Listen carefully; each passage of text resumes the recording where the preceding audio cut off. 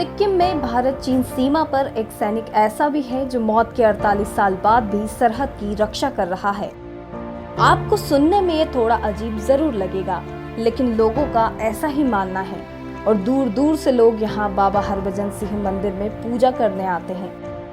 यही नहीं, सैनिक ने मरने के बाद भी अपनी नौकरी जारी रखी है। फिलहाल ये सैनिक अब रिटायर हो चुके हैं। सिक्किम की राजधानी गैंगटोक में बना बाबा हरभजन सिंह का मंदिर लगभग 13,000 फीट की ऊंचाई पर स्थित है। बताया जाता है कि सिक्किम के नाथुला पास में गहरी खाई में गिरने से सैनिक हरभजन सिंह की मौत हो गई थी। लोगों का ऐसा मानना है कि तब से लेकर आज तक इस सैनिक की आत्मा यहाँ सरहदों की रक्षा करती है। मुझे भी पहले इस बात पर यकीन नहीं हो रहा था, लेकिन जब मुझे इस जगह पर जाने का मौका मिला तब मुझे ये बातें सच लगने लगी। अभी तक मैंने जितनी भी जगह की यात्रा की है, मुझे सैनिक का मंदिर कहीं देखने को नहीं मिला, वो भी 13,000 फीट की ऊंचाई पर इस मंदिर को बनाया गया। आखिर इसके पीछे क्या वजह थी, क्या कहानी थी? मेरे मन में बहुत से प्रश्न उठ रहे थे, इसलिए मैंने थोड़ी जानकारी जुटाई और मुझे पूरा वाकया पता चला।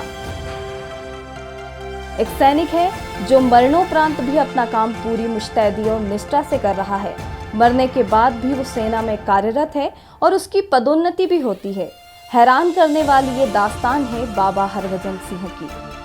30 अगस्त 1946 को जन्मे बाबा हरभजन सिंह 9 फरवरी 1966 को भारतीय सेना के पंजाब रेजिमेंट में सिपाही के पद पर भर्ती हुए थे। 1968 में वो 23वें पंजाब रेजिमेंट के साथ पूर्वी सिक्किम में सेवारत थे। 4 अक्टूबर 1968 को खच्चरों का काफिला ले जाते वक्त पूर्वी सिक्किम के नाथुला पास के पास उनका पांव फिसल गया और घाटी में गिरने से उनकी मौत हो गई। पानी का तेज बहाव उनके शरीर को बहाकर 2 किलोमीटर दूर ले गया। कहा जाता है कि उन्होंने अपने साथी सैनिक के सपने में आकर अपने शरीर के बारे में जानकारी दी। खोजबीन करने के बाद 3 दिन भारतीय सेना को बाबा हरभजन सिंह का पार्थिव शरीर उसी जगह मिल गया। कहा जाता है कि सपने में ही उन्होंने इच्छा जाहिर की थी कि उनकी समाधि बनाई जाए।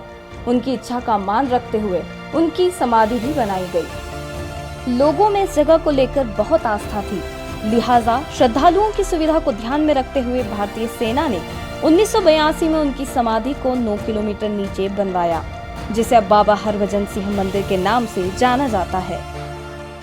कहा जाता है कि मृत्यु के बाद भी बाबा हरभजन सिंह नाथुला के आसपास चीनी सेना की गतिविधियों की जानकारी अपने मित्रों को सपनों में देते रहते हैं, जो हमेशा सच साबित होती है। और इसी तथ्य के आधार पर उनको मरणोपरांत भी भारतीय सेना की सेवा में रखा गया। उनकी मौत को 48 साल हो चुके हैं, लेकिन आज भी बाबा हरभजन सिंह की आत्मा भारतीय सेना में अपना कर्तव्य निभा रही है। बाबा हरभजन सिंह को नाथुला का हीरो भी कहा जाता है। बाबा के मंदिर में बाबा के जूते और बाकी सामान रखा गया है।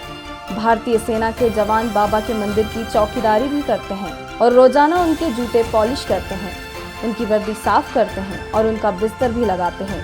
वहां तैनात सिपाहियों का कहना है कि साफ किए हुए जूतों पर कीचड़ लगी होती है, उनके बिस्तर पर सिलवटें देखी जाती है। बाबा की आत्मा से जुड़ी बातें भारत ही नहीं, चीन की सेना भी बताती है। चीनी सिपाहियों ने भी उनको घोड़े पर सवार होकर रात में गश्त लगाने की पुष्टि की है। भारत और चीन आज भी बाबा हरभजन के होने पर यकीन करते हैं और इसलिए दोनों देशों की हर फ्लैग मीटिंग पर एक कुर्सी बाबा हरभजन के नाम की भी रखी जाती है। सारे भारतीय सैनिकों की तरह बाबा हरभजन को भी हर महीने वेतन दिया जाता है। सेना के पेरोल में आज भी बाबा का नाम लिखा हुआ है। सेना के नियमों के अनुसार ही उनकी पदोन्नति भी होती है। अब बाबा सिपाही से कैप्टन के पद पर आ चुके हैं। हर साल उन्हें 15 सितंबर से 15 नवंबर तक 2 महीने की छुट्टी दी जाती थी और बड़ी श्रद्धा के साथ स्थानीय लोग और सैनिक एक जुलूस के रूप में उनकी वर्दी, टोपी, जूते और साल भर का वेतन 2 सैनिकों के साथ सैनिक गाड़ी में नाथुला से न्यू जलपाईगुड़ी रेलवे स्टेशन लाते हैं। वहां से डिब्रूगढ़ अमृतसर एक्सप्रेस से उन्हें जालंधर लाया जाता है। गाड़ी में नाम का टिकट भी बुक किया जाता है। यहाँ से सेना की गाड़ी उन्हें उनके गाँव तक छोड़ने जाती है। वहाँ सब कुछ उनकी माँ को सौंपा जाता है। फिर उसी ट्रेन से उसी आस्था और सम्मान के साथ उन्हें समाधि स्थल पर वापस लाया जाता है।